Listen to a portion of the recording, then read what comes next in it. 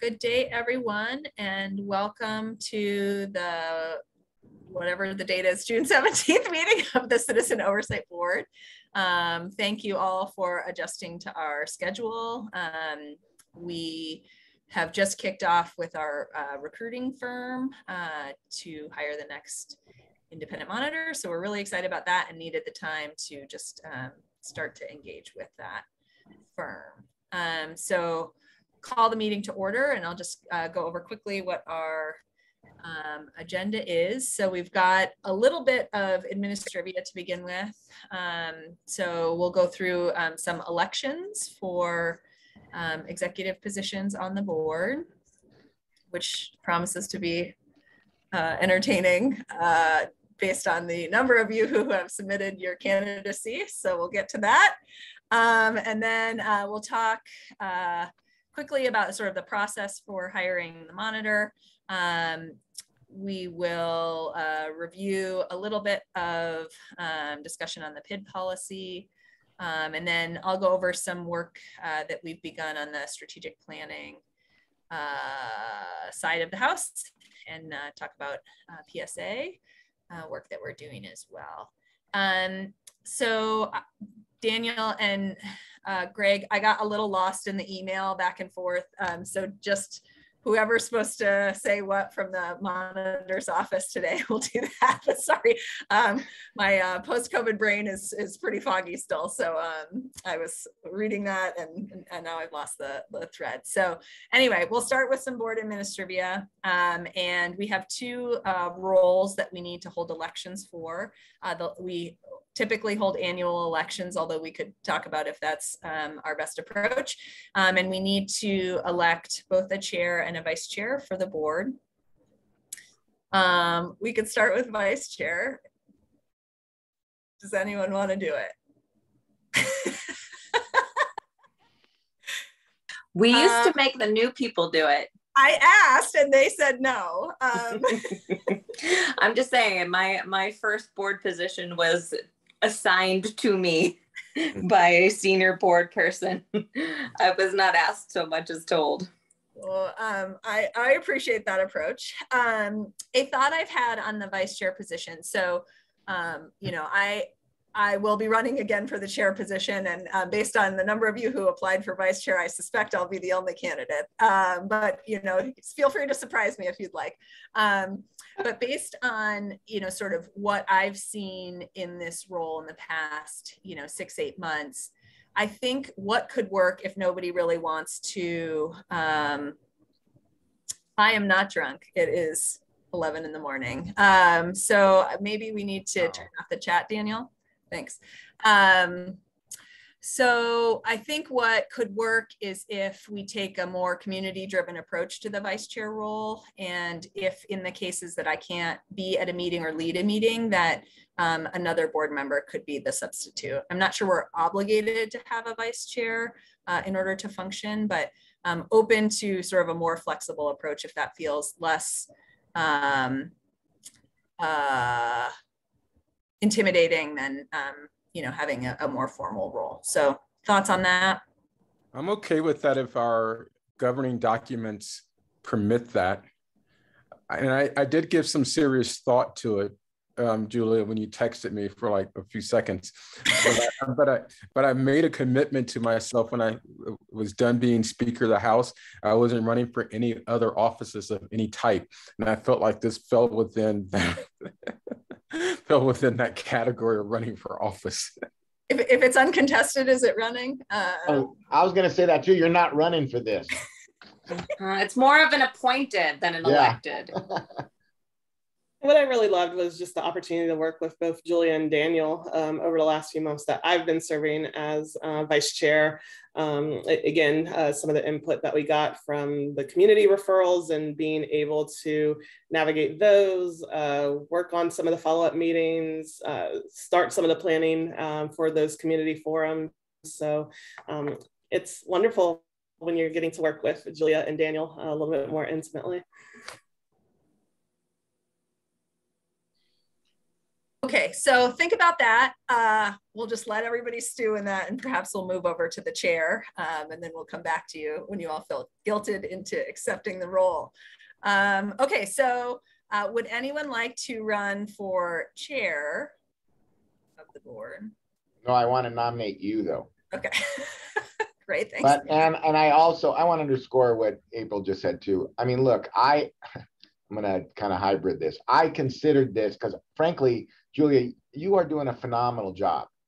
All of us very much appreciate your engagement, your leadership, your thoughtfulness, all of that. I mean, to be able to work with you, I think that, we've got lots of opportunity, particularly with a new monitor coming on board, hopefully shortly, to do a lot of really great things. I mean, had I not been conscripted into my current role, I would have volunteered and would have been honored to work with you and with Daniel and this board. I have at no time based on this role I'm in now, but I would encourage others to consider it. And so that's also a backhanded way of endorsing your candidacy to serve another term. And we are lucky to have you.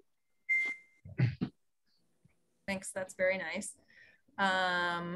Well, if anyone else would like the role, don't feel like it would be competing, but if there is no one else, then perhaps we should have an election, and I don't know how to do it if I'm in the role itself. So April, maybe you run that? Yeah, okay. I can't hold my own election. I'm not even sure if I know, but can we have a motion to reappoint Julia Richmond as chair of the Citizen Oversight Board? No, I move that we reappoint Julia as president, or re-elect her as president, and that we adopt it by acclamation. Second. All right, all in support? Aye. Aye. Any opposed? Any abstention? All right, congratulations, Julia. You. I was gonna say, if you're opposed, you have to be the vice chair. So you're raising your hand in a way that puts you right in the candidate pool. Okay, so now we'll go back to vice chair. What do folks think about a go forward approach? I agree with what Terrence said. We just have to look at the governing documents. I'm not sure if there's another reason besides, backup for hosting meetings that we need a vice chair. Okay. I don't seem to recall it even being in our documents, but Daniel, let's take the action item to look at that, and we'll come back to the board. I left the vice chair in the fall, so technically we're just trying to align all the elections, but we could wait until the fall, so no rush on that one. But in the meantime, if conflicts arise, if folks feel okay with me asking you to run a meeting every now and then, that would be great. April, how long? Sorry, Julia. April, how long? When are you leaving? End of July. So how many more board meetings would you serve? About Two more. Okay. Could April, just while we're checking out the whole governance thing, Terrence makes a really good point. Can we elect April, if you're willing?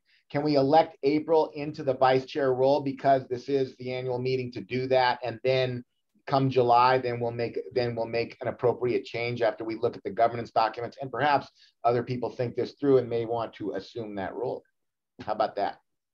How do you feel about it, April? I'm totally okay with that, and was anticipating carrying on anyway, so all right. That'll work for me.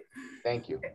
Perfect. All right, well, that's a great solution. So stew in your own guilt for just a little bit longer, and I move to appoint April Alexander as the vice chair of the board for a limited period of time, but in any event moving forward.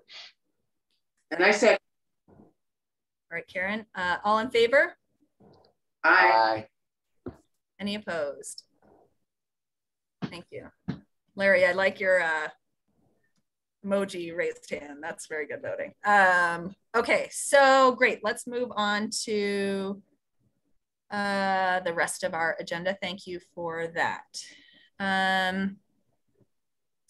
Okay, so next agenda item is with regard to the monitor hiring. So as I mentioned, we have... Joe, you want to do the minutes? Oh, shoot. Thank you. Yep. Minutes. Has everyone had a chance to review the minutes? Any edits to those minutes? All right, seeing none, may I have a motion to approve the minutes? So moved. Thank you. Second. Great. All in favor? Aye. Aye. Any opposed? Great. Okay. Thank you so much for that reminder. Now, with regard to monitor hiring. So for community purposes, we have signed the contract with RefTLS. A press release was sent last week to this effect, also announcing the names of the screening committee. We're really excited about the breadth of participation on that screening committee and think it will really engender the process with deep insight from across our community. So that's really thrilling as well. We have begun today our first meeting with the consultant as a board, and we'll shortly be meeting with them as a screening committee. In a few weeks, we'll be meeting with a coalition of community partners who helped the last round and have been, sort of participating with COB. If you or someone you know is a member of an organization that you'd like to participate, that's an open call. There's no restriction on participation there. So we're excited to have as many coalition partners engage in this process as possible. We will shortly be updating our website with our revised timeline. It took us 6 weeks to get a contract signed with the city, so we're behind where we hope to be. And so we'll update the information the community has on that process based on our actual timing now. And we're working on sort of finalizing the timeline of the recruiting process with our recruiters. So as soon as we've got that nailed down, we'll get that out to the public as soon as possible. Okay. PID policy is next on my agenda. Daniel or Stefan, is there anything you want to say about PID policy? Any news or information?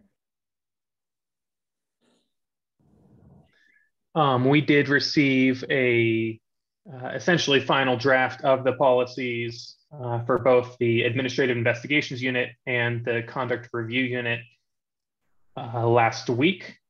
It is, I believe, in the final stages of being implemented. I sent back just a couple of, small sort of typographical or formatting corrections, totally non-substantive.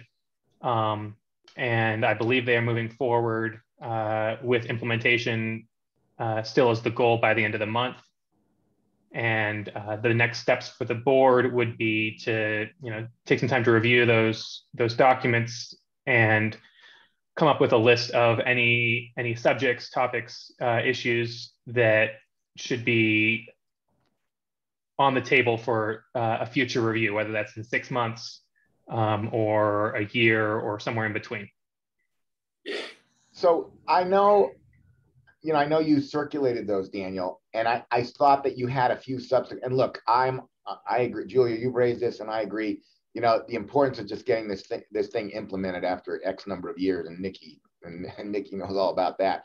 But I didn't know if there were any key, and I haven't had a chance to look at them, if there's any particular substantive issue that was important to see if we could resolve it very quickly. And I saw you had some substantive comments. I don't know what they are. And I will try to look at this weekend, or are we already past that? But I guess equally important, if not more so, I'd really like Greg and Matt to review the current drafts, proposed final versions of the policies, to see if there's anything that they think is missing, or if any of that is relatively minor and should be overridden with the goal of just getting these things in place and implemented. And to let you know, Stefan, we have reviewed this draft. I mean, we have concerns with some of it, but they're not new concerns. They're ones that we've already expressed over the years. And I think right now, at least from our position, we're okay with them putting something forward so then we can evaluate how it's being interpreted and implemented. Because I mean, right now, some of our concerns, it's things that we've had ongoing discussions with the department on for years, and it's gone both ways depending on who has been on the PID group. And so right now, I think, at least from our standpoint, we're okay with them moving forward with the policy and then maybe making suggestions and recommendations, as you put it, I think in 6 months or so. And I've got stuff I can talk about in executive session if we have time that kind of touch on those areas. Okay.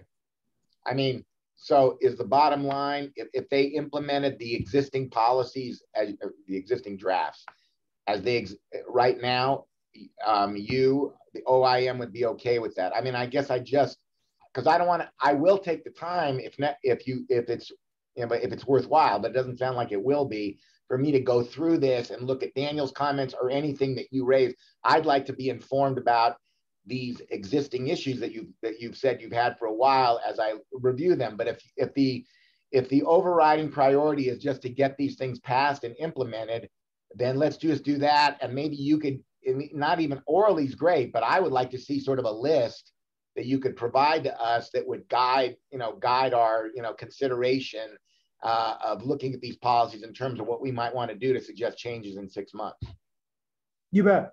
And again, there's some things I can touch on in executive session of some things that I'm going to be interested to see how things are implemented and done that could be suggestions we make in the near future. Okay. I mean, it seems to me, but you all comment on this, these policies are vast improvements. And I understand there's still deficiencies over what, has existed in the past, has or hasn't existed in the past is probably a better way to put it. And you all agree with that? I mean, I don't endorse, I'm happy with the policy, but I'm not, there are areas of the policy that I wish were different. Okay, well, we'll hear about that. Great, okay. Thank you. What we do in the tech world too is you create a backlog, right? You release a minimum viable product, right? And then you have all these things which need to be fixed, right? And you keep a list and you keep the teams accountable to doing that. So I suggest we do, our own policy backlog on this. Okay, great. Any other feedback or thoughts on that topic?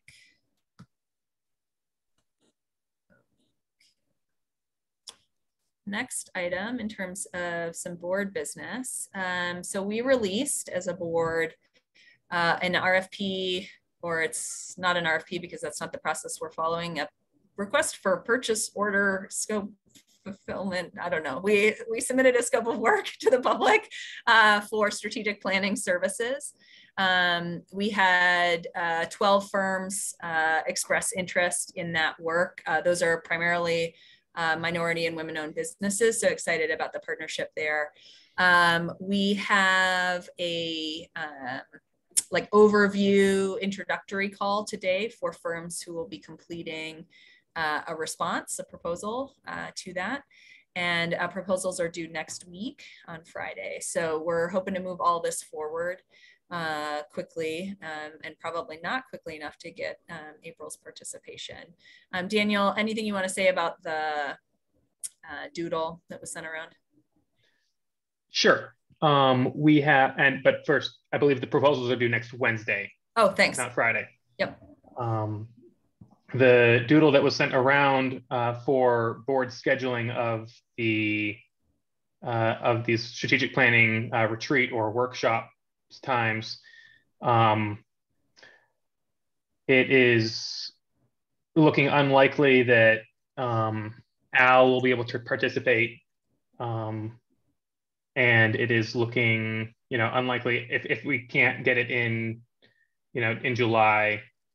April will not be able to participate as well. If we assume, that we're not going to be able to get both of those, at least for one workshop, if we're split it up into 2 half-day workshops or something like that, there are a number of options where we would have everyone or all but one person. And I can send out the, I have the spreadsheet right here. I just downloaded it, so we can look. I mean, I think September 2nd is looking very good for everyone, with the exception of April and Al being able to attend the morning of September 2nd.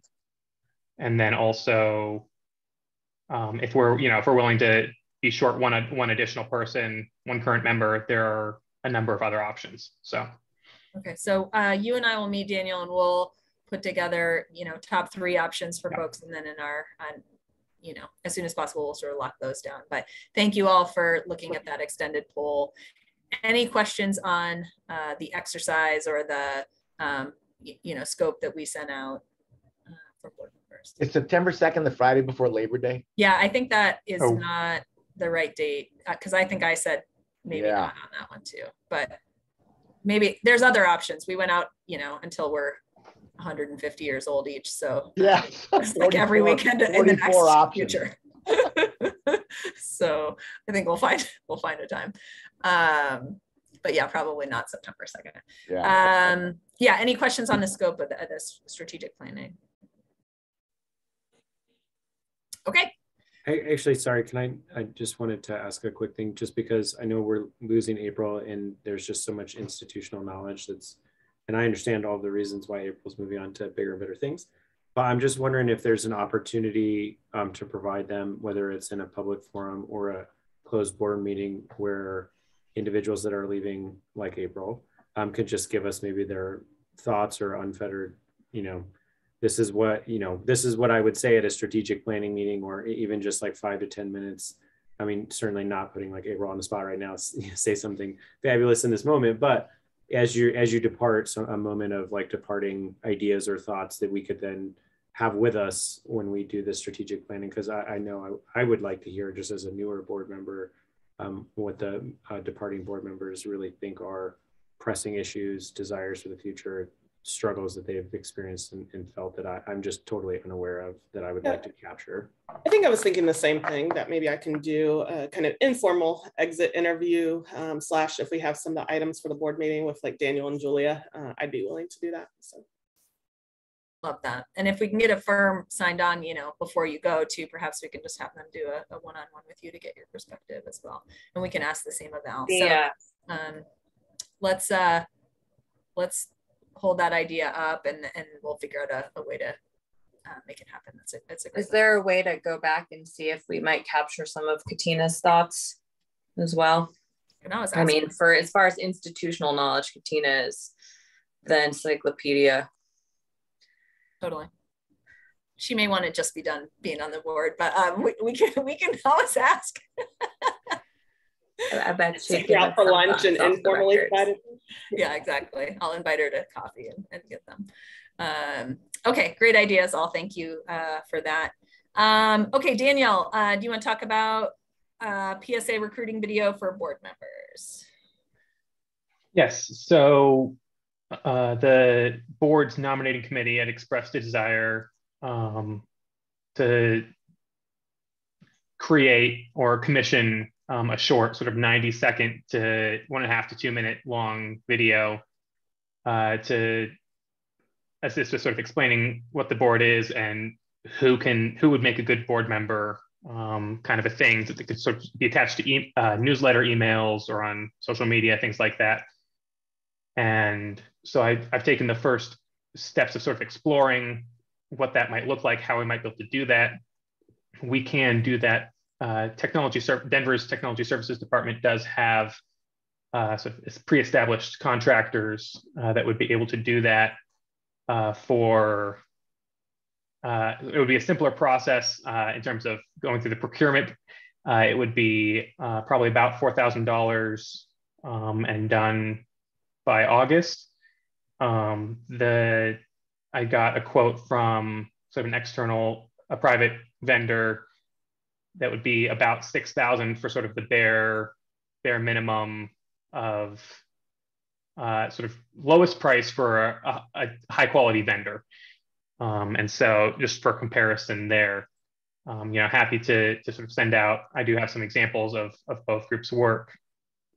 And we did receive about, I think, $8,000 in one-time funding for this year's budget to do marketing work. We also have, a overall budget increase that still has some leeway, and so we're not necessarily limited to that. If we wanted to do a PSA video on the greater sort of accountability system as well that we were thinking about, that would be more than a 90-second clip, and it would be, commensurately, more cost. And so, but this recruiting one, especially with given the shorter, it's a shorter project, and with our upcoming vacancies, wanted to sort of start by exploring those possibilities.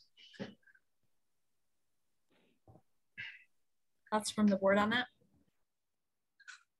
I really want to see us move forward with that bigger PSA. I mean, I think the line item was specifically marked for PSA video, and that was based on research Katina and I had done. That's in that $6,000 to $8,000 ballpark. I think that information is probably important to anyone who might think that they would be a good board member to have. So I don't know that we'll have that finished. I don't think we can have that finished in a timely fashion for the recruiting committee. But I definitely want to see us do that. And I don't want to see the recruitment video come instead, because I have some concern that if that's the only video we have and it's come from, tech services that are part of the city, that's again something that doesn't feel terribly independent to me.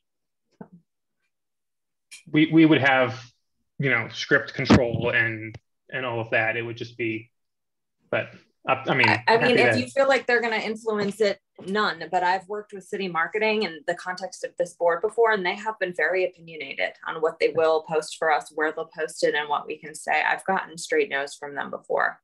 So.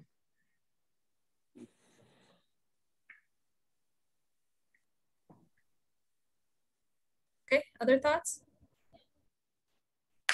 I guess I'm curious in terms of posting a PSA specifically for recruitment, what past requests for recruitment for board members in terms of applicants look like. Was there just no community interest or engagement, or was there, I know that there's the sort of review board, so it's an attenuated process. The board doesn't actually participate. It's the recruitment board that looks at that. But if we post now for it, or however, when it gets posted, like what were the numbers looking like in the past?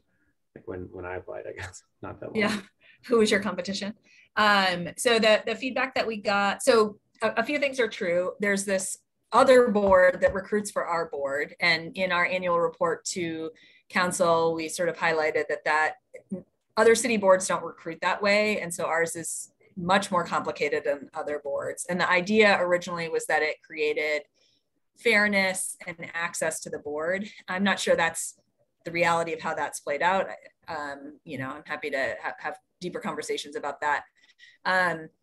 We also need to have 3 candidates for any position that's open. And that's been a root cause challenge for us in getting to a candidate. Even if we've got one great candidate, we can't seat them if we don't have 3 possible candidates, right? And so it sort of creates this additional artificial barrier. And so, there's a structural issue, which I'd love to talk about as we do our strategic planning with the board on, do we have an interest in sort of taking on actual, board recruitment as a structural topic with council, because it would need to be revised by them. And, there's this other thing, which is like, what the heck do we do? And does anybody really understand that? And are they interested in it? And so the goal of the PSA is to just bring more simple, clearly articulated awareness of what the board does to a broader audience than we have today.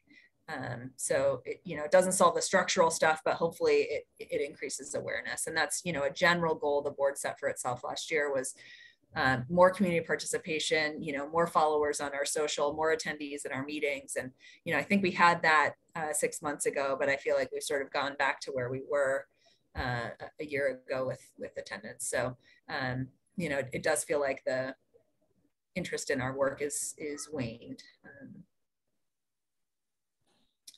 Other thoughts from board members on that?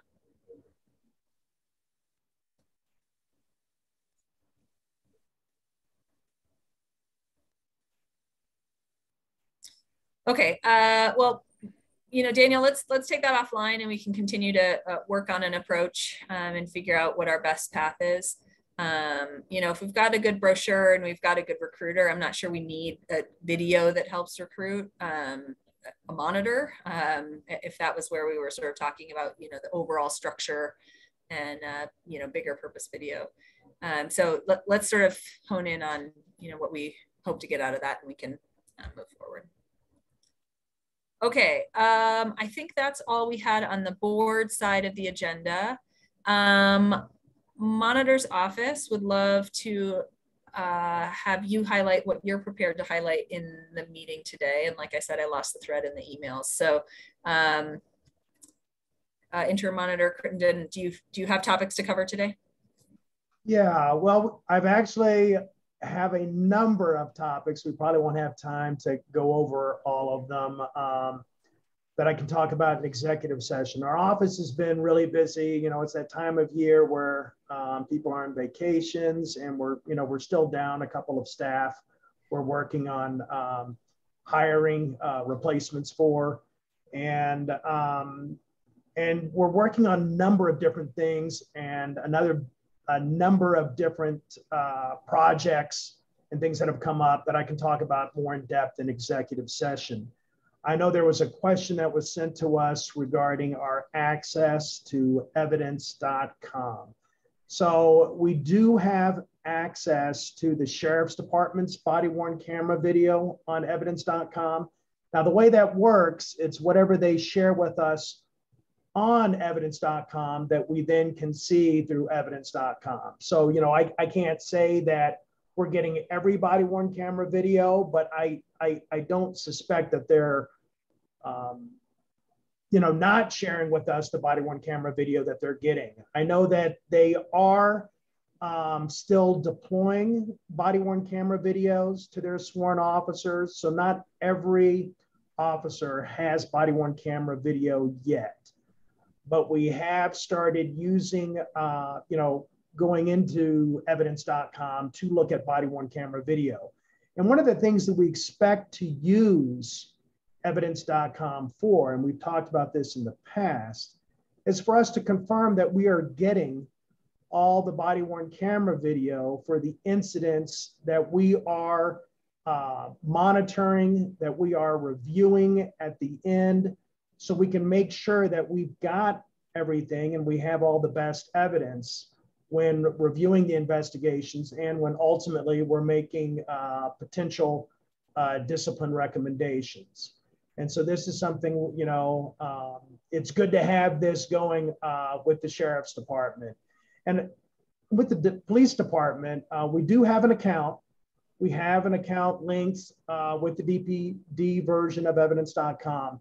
We have not received any body-worn camera videos through it yet. I know that Armando had mentioned to City Council, I think a month or so ago, that they're trying to work out a way to share videos with us on evidence.com while also keeping us from seeing videos we're not supposed to look at legally. And so that is still, I guess, being worked on. But we do have an account. And so once they're ready to go, we should be ready to go on the DPD end as well. Did anyone have any questions on evidence.com? Greg, that issue that came up before, I gotta believe there has to be a minuscule amount of video that would be subject to any kind of restriction where you couldn't review it. For example, I get it in the child abuse cases, but I mean, how many of those, are there? And I know this was made a big issue, like, oh, we can't provide, and I looked at the statute myself. It's very, very limited. And then I think I asked Matt about it, and he didn't think it was very much broader either. So I don't really understand, the scope of this supposed restriction in terms of your access. And I'm just wondering why that shouldn't slow things down. And if it is, I guess we'd like more information as to why it is. I think it's a good question to ask the Director of Safety, Armando. I think it's one of those things where it might be important for the board to directly talk to Armando about the different issues and concerns there regarding body-worn camera video. I don't know if it's an issue where I know that the police department has a lot more body-worn camera videos, a lot more investigations going on that won't necessarily involve our office. I don't know how they're sharing the body-worn camera video into evidence.com, and if the concern is people having to go over hundreds and hundreds of video daily to see which ones we need to share with the OIM, which ones they don't. But I think it's a good question for the Department of Safety, for the Executive Director of Safety, to find out what all the problems are for them in getting this to us. Julia? Yeah, I agree, Stefan. It feels a little bit like a red herring to me. And, you know, it would be simple enough rather than saying what needs to be shared, what doesn't need to be shared, right? Okay, so I just got off a case that doesn't fit the criteria. This isn't, you know, everything's shared by default, and then I unclick a button, and that's not, you know, it's not hard. This is not a hard problem. So it just feels like, you know, something that we could chase our tails around for a long time. So what's a good approach to supporting you on closing this issue out? I do you have when is your next meeting with Armando? August 5. I might reach out to him in an email, or if you're having any informal conversations with him or lunches or meetings, that might be a good way to go. Sounds good. Okay. What else? I think there was a question also regarding some complaint trajectories for 2022. I think Matt can talk a little bit about that. I know we report on numbers in our reports, and we will be reporting on numbers in the semi-annual report, but Matt is our expert on this, and I'm going to let him address some of these things. Hey, yes, so we're just getting started on that semi-annual report. It covers January 1st through the end of June, so we'll be working on that this month and next. But right now, our best guess is that DPD complaints will be down some relative to last year, and DSC complaints that have been recorded will be up. And I have kind of more detail on context and other kind of information I could provide in an executive session if folks have questions.